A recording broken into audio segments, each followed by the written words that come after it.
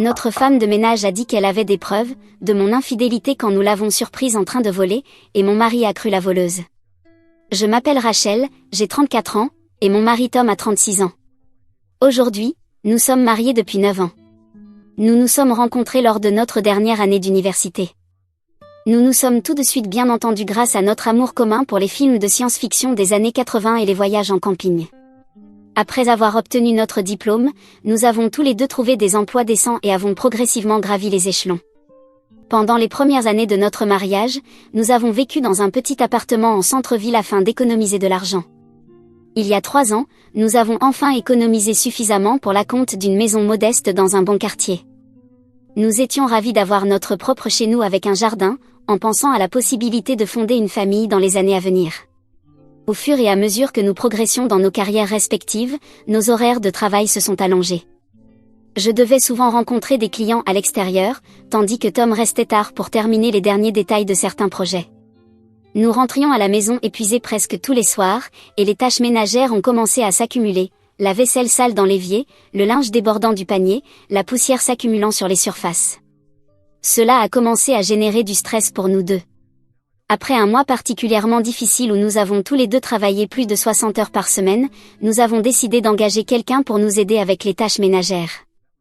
Nous avons publié une annonce en ligne et interviewé quelques candidats. Carmen, 27 ans, semblait parfaite. Elle était énergique, avait de bonnes références, et nous a raconté qu'elle avait déménagé en ville depuis un petit village pour économiser de l'argent en vue d'entrer à l'école d'infirmière. Son histoire a trouvé un écho chez nous, car Tom avait également grandi dans un petit village et travaillé pour payer ses études universitaires. Nous étions heureux de lui donner cette opportunité. Carmen a commencé à venir chez nous 3 fois par semaine.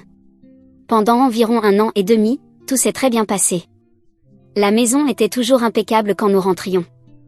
Parfois, elle laissait de petits mots sur des choses qu'elle avait réparées ou réorganisées. Lorsque nos emplois du temps coïncidaient, Tom l'invitait parfois à rester dîner. Elle nous parlait de sa famille dans son village natal et de ses progrès pour économiser en vue de l'école. Elle était presque devenue une amie pour nous. Il y a environ 5 mois, Tom a mentionné quelque chose d'étrange, il pensait perdre de l'argent. Au début, il ne s'agissait que de petites sommes.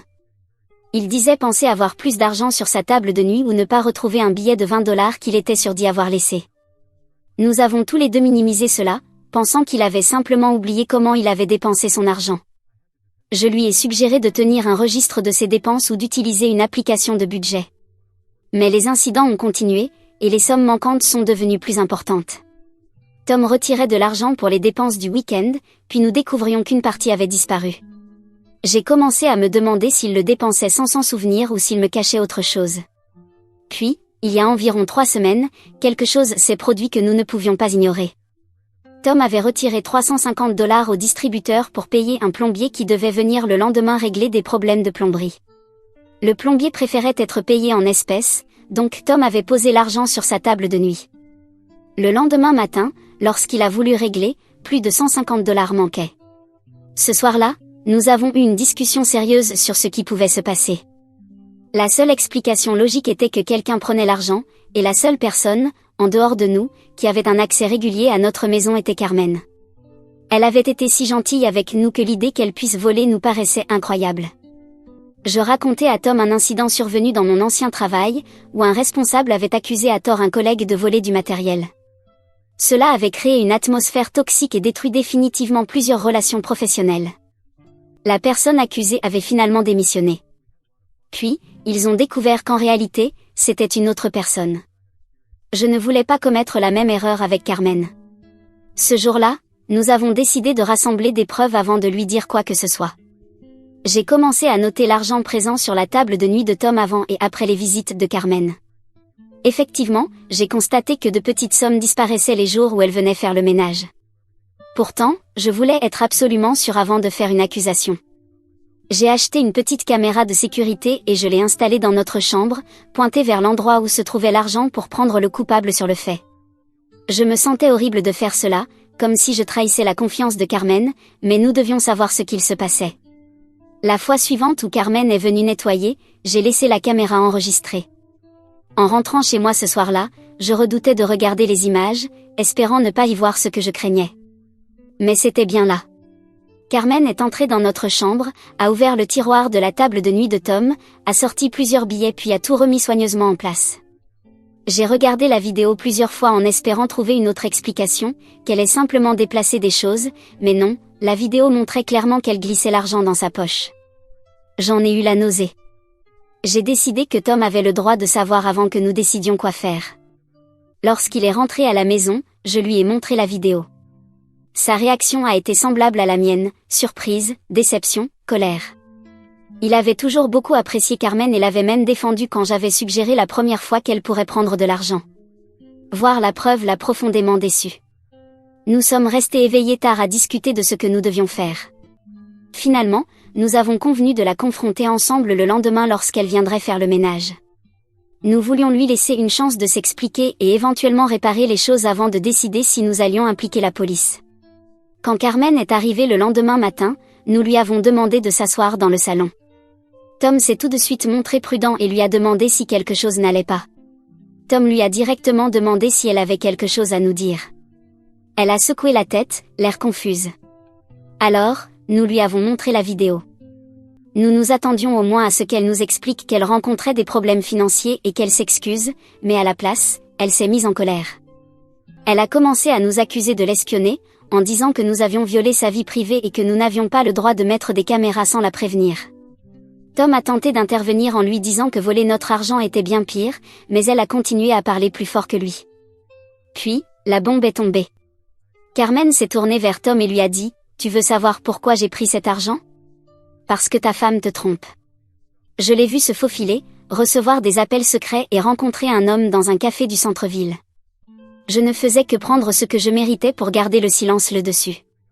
Je lui ai demandé de quoi elle parlait, car c'était un pur mensonge. J'ai regardé mon mari, espérant qu'il me défende, mais il était pâle et avait une expression de doute. Carmen a continué en disant qu'elle avait des preuves de cette prétendue liaison et qu'elle avait longtemps hésité avant d'en parler à Tom. Tom a affirmé avoir vu des messages suspects sur mon téléphone lorsque je l'avais laissé sans surveillance, et même m'avoir suivi une fois pour voir avec qui je me rendais à un rendez-vous. Tom lui a demandé de partir, disant que nous devions parler en privé. En sortant, elle a crié que Tom verrait bientôt qu'elle disait la vérité. Je lui ai dit qu'il n'y avait aucune vérité dans ce que Carmen venait de dire. Je n'avais trompé personne, je ne rencontrais personne en secret et je ne comprenais pas pourquoi elle inventait un tel mensonge. Tom est resté silencieux un long moment avant de dire qu'il voulait me croire, mais que l'accusation de Carmen était très spécifique. Il m'a demandé si j'avais changé de comportement récemment, si je passais plus de temps dehors ou si j'étais secrète avec mon téléphone. J'ai réfléchi attentivement en essayant de voir les choses d'un point de vue extérieur. La seule chose inhabituelle ces derniers temps était que j'avais rencontré le petit ami de ma sœur Bette dans un café pour organiser une demande en mariage surprise. Mon futur beau-frère voulait lui faire sa demande le mois suivant et m'avait supplié de garder le secret. Nous nous étions vus pour discuter des options afin de rendre cette demande la plus romantique possible, en fonction de ce que Bette aimerait. J'ai expliqué tout cela à Tom et lui ai proposé d'appeler immédiatement mon futur beau-frère pour confirmer. Il m'a répondu que ce n'était pas nécessaire, qu'il me croyait, mais je voyais encore un doute dans son regard. Nous étions tous les deux épuisés émotionnellement. Demain, je vais déposer une plainte à la police contre Carmen. Le vol est déjà grave, mais le fait qu'elle ait menti de cette manière l'est encore plus. Quant à mon mari, j'espère qu'il finira par comprendre que tout cela est un mensonge, car sinon, je ne sais pas ce qu'il adviendra de notre mariage. Il a vu qu'elle volait, la preuve est sur la vidéo. Cela n'a aucun sens qu'elle ait pris de l'argent soi-disant pour acheter mon silence. Si j'avais voulu la payer pour garder le secret, cela aurait été absurde de lui dire « ne dis rien, mais va prendre de l'argent à Tom », ce qui lui aurait permis de découvrir qu'on le volait et de tout faire éclater. Je comprends que Carmen ait inventé cela car elle était acculée, mais Tom et moi en avons reparlé. Il semble convaincu de mon innocence, mais, comme je l'ai dit, je perçois encore des signes de doute. Mise à jour 1. Tom et moi avons décidé de mettre officiellement fin à l'emploi de Carmen. Nous lui avons renvoyé une lettre lui indiquant que nous avions des preuves vidéo de son vol et que nous envisagions de déposer une plainte auprès de la police. Nous pensions que cela mettrait un terme à l'affaire, mais nous nous trompions. Le lendemain de la réception de notre lettre, Carmen s'est présentée chez nous sans prévenir. Je travaillais à domicile ce jour-là, tandis que Tom était au bureau. Quand j'ai ouvert la porte, Carmen pleurait et me suppliait de lui rendre son travail. Elle affirmait que sa mère, restée dans son village natal, était malade et avait besoin de médicaments coûteux. Elle expliquait qu'elle envoyait la majorité de ses revenus à sa famille, ce qui justifiait, selon elle, pourquoi elle avait pris notre argent. Un instant, j'ai presque ressenti de la pitié pour elle. Mais, voyant que son histoire ne fonctionnait pas, Carmen a soudainement changé de tactique. Ses larmes ont disparu instantanément et elle m'a menacée. Si nous allions à la police, elle raconterait à tout le monde mon soi-disant adultère. Elle affirmait avoir des photos de moi en compagnie d'un homme, qui n'était autre que mon futur beau-frère, que j'aidais à organiser la demande en mariage surprise pour ma sœur. Elle menaçait de publier ces images sur les réseaux sociaux avec des commentaires destinés à les faire paraître compromettantes. Je lui ai répondu qu'elle pouvait publier ce qu'elle voulait, que j'allais tout de même appeler la police immédiatement et envisager de consulter un avocat pour prendre des mesures si elle rendait ces photos publiques. En voyant ce qui se passait, j'ai commencé à filmer avec mon téléphone. Elle s'en est probablement rendue compte car elle n'a dit que des banalités sur le fait que Tom devait connaître la vérité, rien qui puisse l'incriminer. Ce soir-là, j'ai regardé les réseaux sociaux et j'ai vu que Carmen avait publié une mise à jour vague disant qu'elle avait découvert un sombre secret sur ses employeurs et qu'elle ne savait pas quoi en faire. Elle ne nous nommait pas directement, mais plusieurs de nos amis communs ont compris de qui il s'agissait et ont commencé à demander des détails. Le lendemain, Carmen a publié une photo prise depuis la rue me montrant assise à une table de café avec le petit ami de ma sœur. J'ai immédiatement signalé la publication à Facebook, mais pas avant que plusieurs amis et connaissances ne la voient. Mon téléphone s'est mis à sonner avec des messages d'amis inquiets, certains me soutenant en supposant qu'il y avait une explication, d'autres étant trop prompts à croire le pire. Quand Tom est rentré ce soir-là, il était silencieux. Il m'a expliqué que plusieurs collègues avaient vu la publication et lui avaient lancé des regards pleins de pitié toute la journée. Il leur avait dit que ce n'était pas ce que cela semblait être, mais je voyais combien l'humiliation publique le touchait. Malgré mes explications sur le fait que j'aidais Miles pour la demande en mariage, je pouvais sentir le doute s'installer en lui. Il a commencé à fouiller mon téléphone quand il pensait que je ne le voyais pas, et à me poser des questions très précises sur mes activités de la journée. Nos conversations sont devenues tendues et il a cessé de partager avec moi des détails sur sa journée de travail, comme il le faisait avant. Comme je l'avais dit, j'ai déposé une plainte à la police et j'ai consulté un avocat. La plainte concernait une diffamation, mais aussi la possibilité de publier la plainte et la vidéo sur mes propres réseaux. L'avocat m'a confirmé que je pouvais le faire car cela ne constituait pas une diffamation, mais seulement la vérité. Il m'a également conseillé de demander une ordonnance restrictive contre Carmen et de porter plainte pour harcèlement supplémentaire. J'ai immédiatement engagé l'avocat. Il a obtenu une ordonnance restrictive temporaire et nous travaillons actuellement pour qu'elle devienne permanente. Carmen n'a plus le droit de nous contacter, de s'approcher de notre maison ou de nos lieux de travail, ni de publier quoi que ce soit à notre sujet sur les réseaux sociaux. Nous pensions que cela mettrait enfin un terme à ce cauchemar. Mais, une fois encore, nous nous trompions. 3 jours après la délivrance de l'ordonnance, Tom a reçu une enveloppe à son travail. À l'intérieur, il y avait ce qui semblait être des impressions de messages textes entre moi et quelqu'un enregistré sous le nom de J.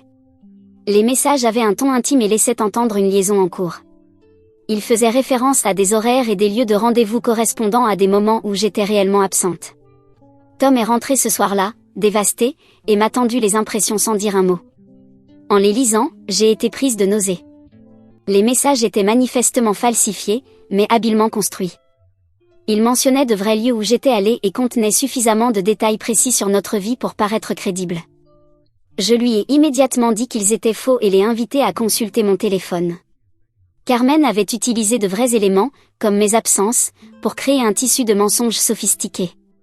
Peu importait que les messages utilisent des expressions que je n'emploie jamais ou qu'ils contiennent des fautes grossières, ce qui n'est pas dans mes habitudes. Le lendemain matin, Tom m'a dit qu'il avait besoin de temps pour réfléchir et est parti travailler plus tôt que d'habitude. À ce stade, je ne sais plus quoi faire. Beth et moi avons tout expliqué, nous avons fourni des preuves, mais il continue de croire que les mensonges d'une voleuse valent plus que la parole de sa femme. Il a lui-même démasqué Carmen, car il sait qui est le fiancé de Beth, qu'il a même appelé pour tout lui expliquer. La publication de Carmen a gâché la demande surprise. Si Tom décide de lui croire malgré tout, ce sera douloureux, mais je me demande si cela vaut la peine de me battre pour sauver ce mariage. Mise à jour 2. Je me suis lancée corps et âme dans le but de faire tomber Carmen. Si elle a tenté de détruire ma vie, je peux aussi jouer à ce jeu. Mon avocat, sachant que pour le moment je devais gérer cela seul, m'a conseillé de consulter un expert en criminalistique numérique afin d'analyser les faux messages textes. Cela pourrait renforcer notre plainte pour diffamation. Il nous a fallu du temps pour trouver une personne de confiance, mais nous avons finalement contacté un spécialiste des preuves numériques. L'expert a passé plusieurs jours à examiner les impressions que Tom avait reçues. Pendant ce temps, Tom avait commencé à dormir dans la chambre d'amis et nos échanges étaient quasi inexistants. Enfin, l'expert m'a appelé pour me donner ses conclusions. Les messages étaient manifestement faux. Il m'a expliqué qu'ils avaient été créés à l'aide d'une application spécifiquement conçue pour générer de fausses conversations par message. Il a relevé de nombreuses incohérences techniques, des métadonnées dans les captures d'écran, des erreurs subtiles de format et d'autres détails prouvant que les messages n'étaient pas authentiques. Il nous a fourni un rapport détaillé de ces analyses. Armé de ce rapport, je suis retourné voir la police. Au début, ils étaient réticents à poursuivre l'affaire, la considérant comme un simple conflit domestique. Mais lorsque je leur ai montré le rapport d'expertise démontrant la falsification des messages, ils ont commencé à prendre la situation bien plus au sérieux. Ils ont accepté d'enquêter plus en profondeur sur Carmen, d'autant plus qu'elle avait violé l'ordonnance restrictive en envoyant de faux messages sur le lieu de travail de Tom. La police a inculpé Carmen pour vol, harcèlement et falsification de preuves. Ils m'ont aussi informé qu'ils enquêtaient pour savoir si elle avait volé d'autres employeurs et que des accusations supplémentaires pourraient être envisagées. En rentrant à la maison après avoir déposé le rapport à la police, j'en ai remis une copie à Tom. Après l'avoir lu, il s'est excusé abondamment d'avoir douté de moi, admettant qu'il aurait dû me faire pleinement confiance malgré les accusations. Cela m'a blessé qu'il ait été si prompt à croire que je puisse le trahir, et qu'il soit resté convaincu de cela jusqu'à ce que je lui apporte des preuves scientifiques. Ce n'est pas ainsi qu'un mariage devrait fonctionner. Je suis aussi certaine qu'il a continué à me surveiller pendant tout ce temps, sans jamais trouver quoi que ce soit, incapable de me présenter des excuses sincères et se contentant d'inventer des justifications pour expliquer pourquoi il avait cru une voleuse. Tom a reconnu que son doute venait en partie d'insécurité liée à une relation passée où il avait été trompé. Il a avoué n'avoir jamais complètement surmonté cette expérience, ce qui l'a rendu vulnérable à la manipulation de Carmen. Il m'a dit être prêt à suivre une thérapie si cela pouvait lui permettre d'obtenir mon pardon. Mais c'était trop tard. Même si nous avons des années d'histoire commune, je ne peux pas oublier qu'il a été si facile pour lui de faire confiance à une inconnue. Mon futur beau-frère lui a expliqué la situation, il a pu vérifier mon téléphone, ma sœur elle-même l'a appelé pour le convaincre, et malgré cela il a préféré croire une femme filmée en train de voler. Ce n'est pas un mariage solide. En parlant de ma sœur, Beth, et de son désormais fiancé Miles, elle a dit oui à sa demande. Ils ont été particulièrement précieux pour clarifier toute question auprès de notre entourage. Ils ont confirmé à toute personne qui posait des questions que Miles me rencontrait uniquement pour organiser la demande en mariage surprise. Après les publications où Carmen prétendait que j'avais une liaison, mon avocat a fait tout ce qu'il pouvait. Cependant, il ne traite pas les divorces. Il m'a donc orienté vers un avocat spécialisé, et je vais désormais entamer la procédure. J'en ai parlé à Tom, il connaît ma position. Il m'a demandé que nous ayons d'abord une dernière conversation pour tenter de trouver une solution. Mais cet homme conciliant, prêt à dialoguer et à sauver notre couple, n'était pas là lorsque, pendant plus d'un mois, il a préféré dormir dans la chambre d'amis parce qu'il croyait une voleuse. Non, je ne vais pas continuer dans un mariage où il faut recourir à des preuves médico-légales pour le maintenir. Désolé. Mise à jour 3. Le procès pénal de Carmen s'est terminé il y a peu. Elle a plaidé coupable pour tous les chefs d'accusation et a été condamnée à 2 ans de probation avec travaux d'intérêt général, car il s'agissait d'un délit mineur, elle n'avait volé que quelques centaines de dollars. Le juge lui a également ordonné de rembourser à Tom la somme volée. Le fait qu'elle ait coopéré à l'enquête a contribué à lui éviter une peine plus lourde que prévu.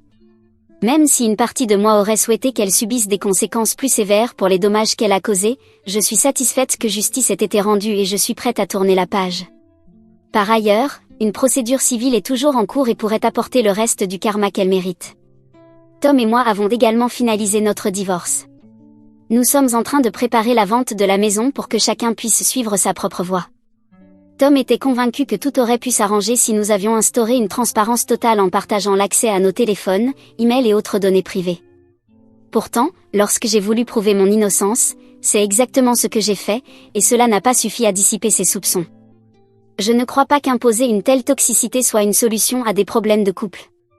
Tom a changé d'entreprise, il m'a confié, lors de nos séances de médiation concernant le partage des biens, que cette situation lui avait causé beaucoup de stress, d'autant plus qu'il subissait la rumeur d'avoir été trompé. Toutefois, il n'a jamais rejoint ma plainte pour diffamation contre Carmen. Il n'a participé qu'à la première plainte pour vol. Je continue donc seule la procédure civile. J'ai toujours pensé que Carmen devait affronter de vraies conséquences. Étant donné que la sanction pénale était relativement légère, j'espère que la procédure civile viendra compenser.